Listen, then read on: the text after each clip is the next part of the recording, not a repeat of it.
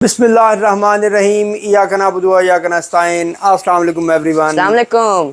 Auto दीवाने आपके सामने एक बार फिर मौजूद हैं और आज हम एक वैगन का रिव्यू आपके सामने लेकर आए हैं। आपने सुजुकी में भी वैगन सुनी है और टोयोटा में भी वैगन सुनी है, अब ये कौन सी तीसरी कंपनी की वैगन आ गई, ये अब्दुल्ला हमें बताएंगे। आपने ये नहीं समझना ये कोई हाईएस्ट वाली वैगन है, ये होंडा एन वैगन है।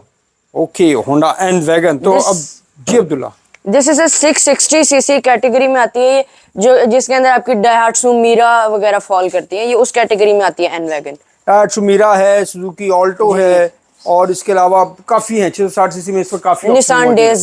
जी, तो बताइए इसके बारे में हमें। इस गाड़ी की, अगर ये इम्पोर्टेड गाड़ी है, जापानीज है, तो ये पाकिस्तान के अंदर 0 मीटर तो नहीं आती। अगर हम यूज्ड कार मार्केट में जाएं तो ये गाड़ी 2.3 मिलियन से लेकर 2.9 मिलियन के प्राइस ब्रैकेट में फॉल करती है।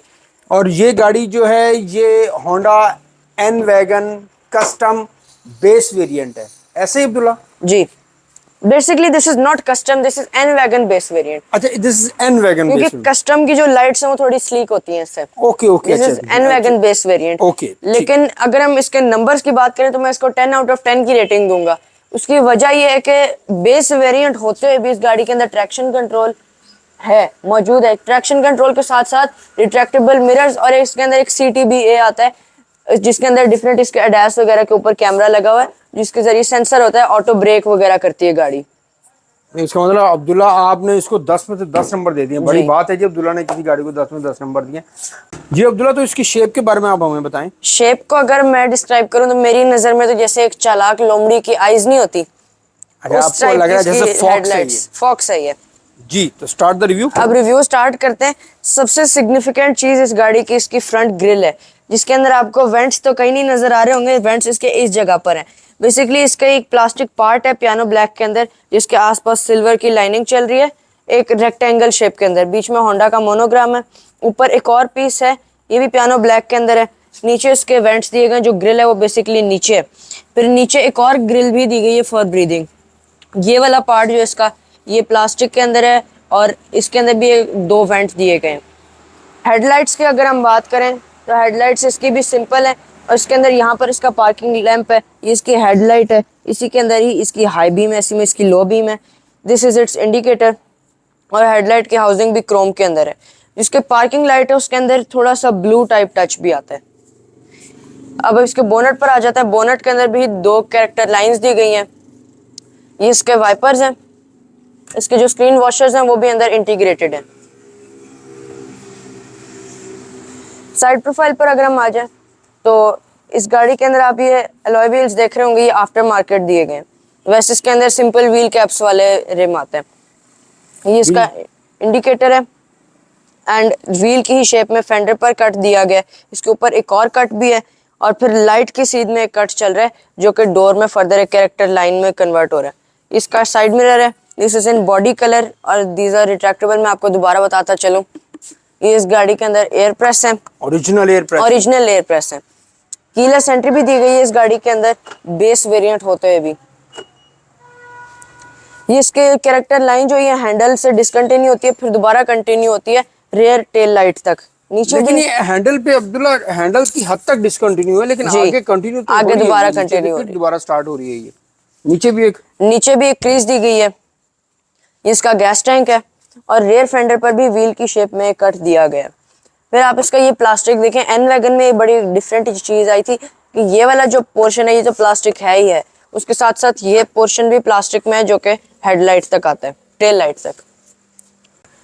रेयर एंड पर अगर हम आ जाए तो इस गाड़ी की जो रेयर एंड है वो काफी स्पोर्टी है और इसकी जो रेयर एंड की जो इसकी लुक है वो नाम में ही वैगन है, तो इसकी शेप भी वैगन की तरह बिल्कुल स्ट्रेट है।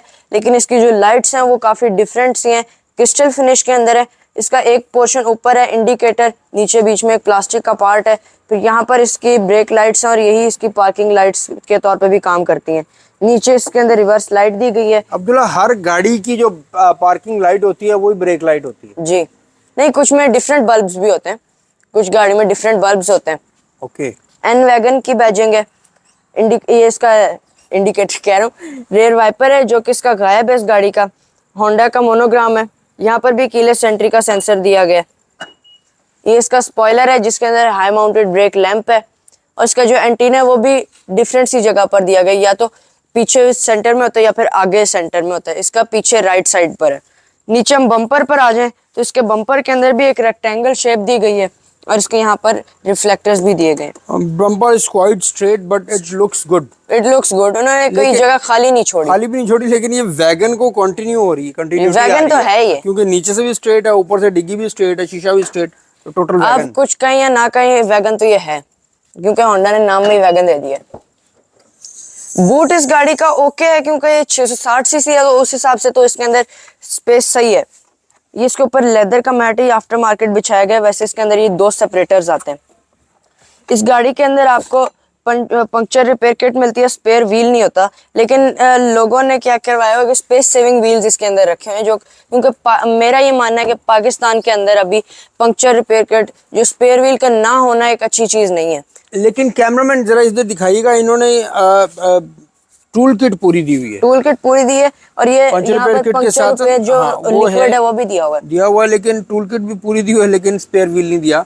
तो आजकल 660 सीसी गाड़ियाँ जितनी भी आ रही हैं उनमें जो एक्स्ट्रा व्हील है वो नहीं दिया जाता, लेकिन पाकिस्तान की अगर रोड्स की और वैसे ओवरऑल स्ट्रक्चर को देखा जाए तो हमारे पास एक्स्ट्रा व्हील होना चाहिए। उसके साथ साथ अगर आप इसकी स्पेस को इंक्रीज करना चाहते हैं तो आप इसकी सीट्स को रिक्लाइन भी कर सकते हैं, और अगर रिक्लाइन करेंगे तो ये फ्लैट बेड बन जाएगा अब्दुल्ला? जी, ये फ्लैट एक बेड बन जाएगा। फिर इसके अंदर पीछे चाइल्ड आइसोफिक्स एंकर भी दिया गया है चाइल्ड सीट के लिए। कैमरामैन दिखाइएगा। यहाँ पर एक छोटा सा कट दिया हुआ है, इसके अंदर इसका हुक है। ओके, ये इसका मैक्स रिक्लाइनिंग एंगल है सीट का। अब हम रेयर सीट्स की तरफ चलते हैं, और बूट जो है वो उसका सिंगल शॉक है, लेकिन सिंगल शॉक के हिसाब से भी ये सही उठती है ऊपर, और नमदा भी दिया हुआ है, जट दी ज़बान विच नमदा। फिर यहाँ पर बूट को नीचे करने के लिए एक हैंडल भी दिया गया, हैंडल तो नहीं, बेसिकली एक फिंगर सपोर्ट करने के लिए जगह है। रेयर सीट्स की तरफ चलते हैं। रेयर सीट्स पर एंट्री और एग्जिट नॉट अ प्रॉब्लम, क्योंकि एक वैगन है तो इसके दरवाजे भी वाइड ओपनिंग है। लेकिन एक चीज माननी पड़ेगी कि जितनी भी 660 सीसी गाड़ी जापान ला रहा है, उनके अंदर लेग स्पेस बहुत है, चाहे वो रेयर हो चाहे वो फ्रंट हो। बिल्कुल एग्रीड। लेग स्पेस, नी रूम और हेड रूम, क्योंकि ये वैगन है तो इसका हेड रूम तो वैसे ही बहुत ज्यादा है। फिर सेंटर में अगर हम आ जाए, basically this is a 4 seater car, लेकिन पाकिस्तान में भी अगर हम आ जाएं तो लोग 5 सीटर करते हैं। हम हैं ही पाकिस्तान में भाई। पाकिस्तानी जो लोग होते हैं वो बीच में भी बंदा बिठाते हैं। भी हम लोगों ने तो 5 दिन सफर करना होता तो बीच में बंदा बैठ सकता है, क्योंकि उसका फ्लैट बेड है। जी, वैसे ये 4 सीटर है और उसके अंदर दी हुई भी 2 सीट बेल्ट हुक्स है। रेयर सीट्स में 2 सीट बेल्ट हुक्स दी हुई हैं कि basically this is for 4 passengers, 2 front पे और 2 बैक पे।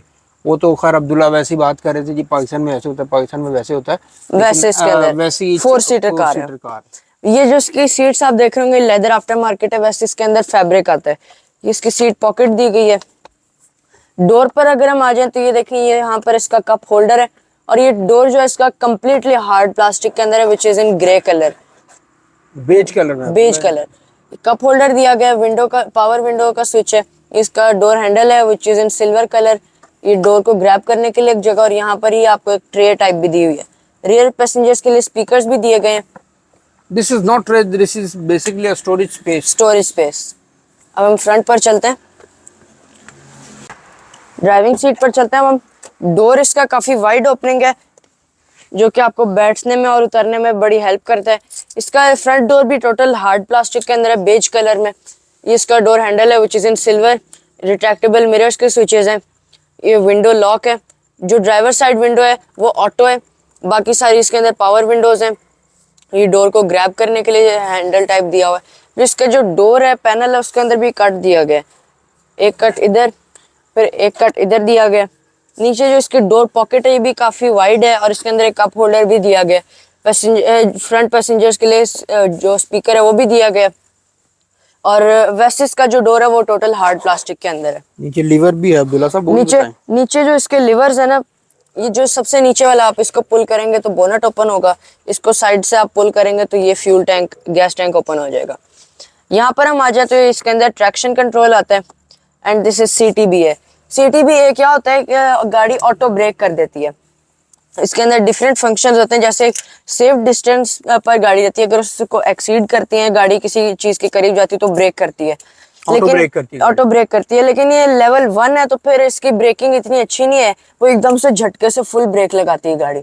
बेसिकली जो ये एन वैगन है, इसका सेंसर इतना नीचे लगा हुआ है। पाकिस्तानी रोड्स पे तो जगह जगह आपने देखा है कि वो स्पीड ब्रेकर्स बने हुए काफी हैं, बड़े बड़े हैं, बड़े बड़े स्पीड ब्रेकर है। तो बाद में स्पीड ब्रेकर पे भी इसका रिस्पॉन्स ऐसा होता है कि एकदम ब्रेक जब लगती है तो आपकी कमर को बगादा झटका लगता है जी। ये एक एंट्री लेवल है, तो उस हिसाब से इसकी जो ब्रेकिंग है ना वो काफी टाइट है, वो सेंस नहीं कर पाता कि किस टाइम कितनी ब्रेक लगानी है। ये इसका जो स्टीयरिंग है वो भी बेसिक्स है, लेकिन इसके अंदर भी एयरबैग और पैसेंजर के लिए डैशबोर्ड में भी एयरबैग दिया गया। गाड़ी को स्टार्ट कर लेते हैं, इसके अंदर भी पुश स्टार्ट दिया गया, रेड कलर का बटन है जिसके अंदर व्हाइट लाइट है। अमूमन बटन राइट साइड पे होता है, ये राइट साइड पर होता है, लेकिन इसका लेफ्ट के अंदर है। स्टीयरिंग है इसका, ये बेसिक्स है स्टीयरिंग है। ये इसका हॉर्न वाला कवर है, बीच में क्रोम में होंडा का मोनोग्राम है। ये इसका एयरबैग है, एक स्टीयरिंग में दिया गया, एक पैसेंजर के लिए डैशबोर्ड में दिया गया। मीटर की अगर हम बात करें तो यहाँ पर इसके अंदर जो आरपीएम मीटर है वो मिसिंग है। इसकी जो मैक्स स्पीड है वो 140 किलोमीटर पर आवर है। यहाँ पर ये आपको सीट बेल्ट वार्निंग देती है, गेयर पोजिशनिंग बताती है। फिर इसके अंदर एक इको मोड भी आता है, जिसको अगर आप ऑफ कर दें तो ये नॉर्मल पर चली जाती है। लेकिन यहाँ पर इसका बटन दिया हुआ है, ये इको मोड है। फिर ये पार्किंग ब्रेक वार्निंग देती है। इसकी जो पार्किंग ब्रेक है वो भी पैर के अंदर है। जो अब्दुल्ला इसका इको है, ये अगर ऑन हो आपका तो ये गाड़ी के जो जिस तरह इस वक्त ये व्हाइट कलर आ रहा है, ये कलर फिर चेंज कर जब ड्राइव पे चलती, जब गाड़ी चलती है तो फिर ये ग्रीन रहता है इको पर आपके पैर के हिसाब से। लेकिन अगर आप इसको फुल फ्लोर डाउन इको पर भी करेंगे तभी व्हाइट हो जाएगा। और अगर आप और भी कलर चेंज करता है ना जी, ग्रीन से लाइट हो जाता है व्हाइट तक। और अगर आप इको हटा दें तो ये ग्रीन नहीं रहता, ये होता ही व्हाइट है। क्योंकि इको से हटा देना तो ये आप समझे यही इसका पावर मोड है। जो इसका मीटर है वो भी बेसिक्स है, और यहाँ पर ही आपको ऑल द नेसेसरी इंफॉर्मेशन देता है, जैसे fuel level, trip meter and fuel average. जो आपकी ओवरऑल जो माइलेज है गाड़ी की वो भी इधर शो करता है, और रेंज भी बताता है आपको। जी, फ्यूल रेंज भी बताता है यहाँ पर। ये इसके जो हेड यूनिट आप देख रहे होंगे एंड्रॉयड आफ्टर मार्केट इंस्टॉल्ड है। वैसे इसके अंदर जैपनीज आती है, काफी लोगों ने चेंज करवाई क्योंकि जैपनीज समझ नहीं आती। इसके हैजर्ड्स हैं, इसका बटन यहाँ पर है। इसकी वेंट्स जो है इसके वो भी वैगन की शेप में है, बिल्कुल स्ट्रेट है। सिंगल जोन क्लाइमेट कंट्रोल आता है गाड़ी के अंदर। ये इसकी डिजिटल छोटी सी स्क्रीन है। फिर यहाँ पर भी एक स्टोरेज टाइप ट्रे दी हुई है आप इसके अंदर, जैसे अभी इसके अंदर ग्लासेस रखे हुए हैं आप, और भी चीज़ें रखे हैं। यहाँ पर भी एक स्टोरेज स्पेस दी गई है। फिर नीचे पावर आउटलेट दी हुई है, 12 वोल्ट चार्जिंग सॉकेट है। फिर यहाँ पर इसका एक आप देखें कैबिनेट टाइप दिया हुआ है, काफ़ी बड़ा और डीप। इसका डैशबोर्ड है, डैशबोर्ड भी 660 सीसी के हिसाब से ओके है। यहाँ पर भी एक जगह दी हुई, आप इसके ऊपर कुछ रख सकते हैं। उधर एक कप होल्डर दिया गया है। ऊपर अगर हम आ जाएं तो इसका सनशेड है which is with vanity mirror, लेकिन इसके अंदर लाइट नहीं है।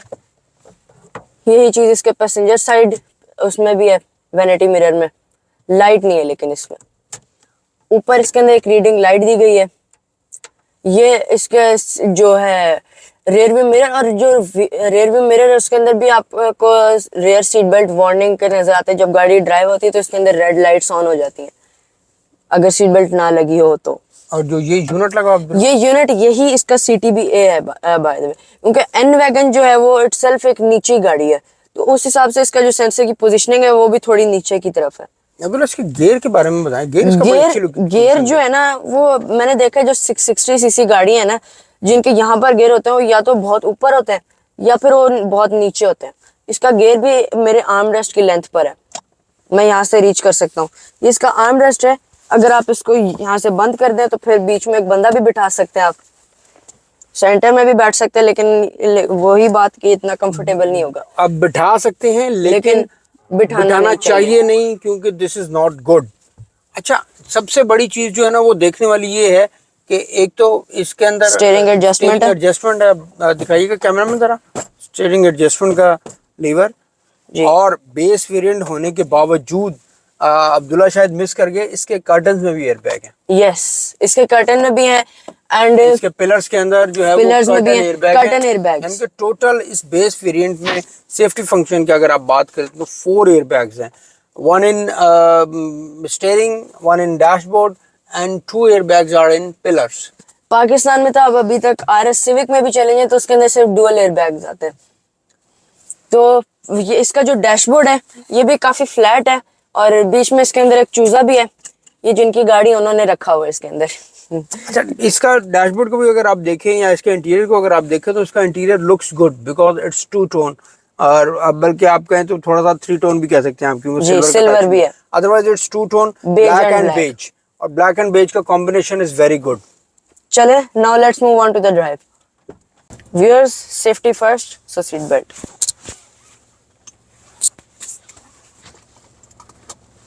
Let's move to the drive. चले गाड़ी की ड्राइव की बात करें तो इसकी ड्राइव बहुत स्मूथ है। शहर के, ना सिर्फ शहर के लिहाज से, अगर हम लॉन्ग पर जाएं तो लॉन्ग पर भी इसकी ड्राइव बहुत स्मूथ है। बाकी होंडा का एक होता है कि उनकी गाड़ी की जो सस्पेंशन है वो थोड़ी स्टिफ है, लेकिन वो चीज़ मुझे इस गाड़ी में महसूस नहीं हुई क्योंकि कंफर्टेबल बहुत है। लेकिन इसकी जो शेप है आप देखें वैगन शेप में, उस हिसाब से अगर इसका हम स्टेबिलिटी देखें तो ये गाड़ी बहुत स्टेबल है। कंपैरेटिवली बेहतर है ये स्टेबिलिटी। अगर वैगन शेप को वैगन आर आप देखें, वैगन आर के बहुत केसेस होते हैं कि वो रोल ओवर हो जाती है। सुजुकी वैगन आर, जी सुजुकी वैगन आर। अगर हम फ्यूल एवरेज की बात करें तो इसकी जो फ्यूल एवरेज है कंबाइंड सिटी एंड हाईवे तो वो 18 टू 22 किलोमीटर पर लीटर है, depending upon your driving style, जो कि बहुत अच्छी एवरेज है। बाकी आप बताएं आपको कैसी लगी गाड़ी? Car is good. मुझे खुद को पर्सनली ये गाड़ी जो है वो इंटीरियर वाइज सेटिंग अपना के हिसाब से पसंद है, क्योंकि एक तो ये गाड़ी खुली बहुत है, दूसरा इसके अंदर स्टोरेज स्पेसेस बहुत हैं। पीछे वाली सीट पे जब आप बैठते हैं तो आपके पास लेग रूम बहुत अच्छा है, हेड रूम बहुत अच्छा है। तो ओवरऑल ये गाड़ी खूबसूरत भी है और हैंडी भी है। अगर आप इसका जो है सिर्फ डैशबोर्ड को ही अगर आप देखें तो डैशबोर्ड भी इसका बड़ा अच्छा, यानी कि टू उसमें है, ऊपर ब्लैक है, इधर से टू टोन है, टू टोन भी है, और अपना स्टेप्स में आप कह लें इस तरीके से जी। तो डैशबोर्ड इज ऑल्सो गुड। तो ओवरऑल गाड़ी की ड्राइव अच्छी तो है। आपको जो फील मिलती है गाड़ी से वो भी बहुत अच्छी है। गाड़ी से फील भी अच्छी है, ओवरऑल अच्छी गाड़ी है, एवरेज वाइज भी अच्छी है और कैपेसिटी वाइज भी अच्छी गाड़ी है। जी, अब हम आपको उसका पिकअप चेक करवाते हैं। Are you ready for the pickup? I am ready. Honda N wagon, 1 2 3 go.